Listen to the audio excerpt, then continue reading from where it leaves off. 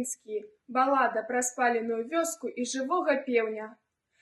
Гэта была не проста вайна. Гэта было нешта больш страшнае, больш дзікае.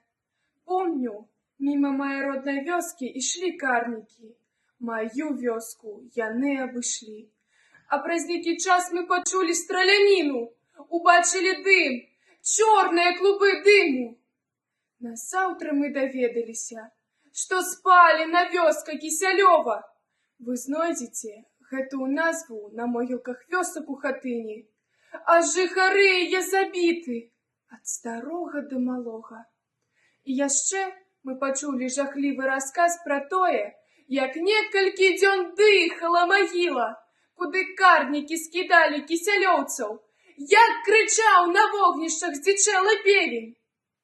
І толькі апоўначы, прарэзліва, з усіх сваіх сіл, свой векавы абавязак помнячы, певень запеў, загаласіў.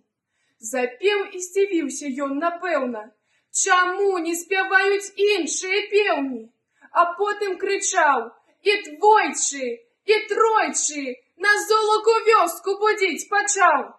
Крычаў, на апаленым плоце стоячы, крыламі лопаў і крычаў.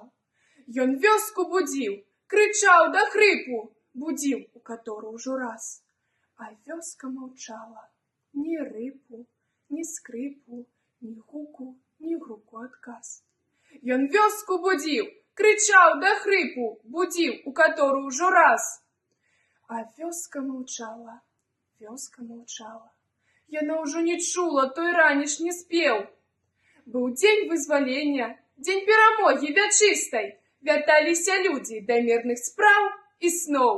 І пеўні, нястомныя фанфарысты, мірныя дні абвяшчалі ізноў.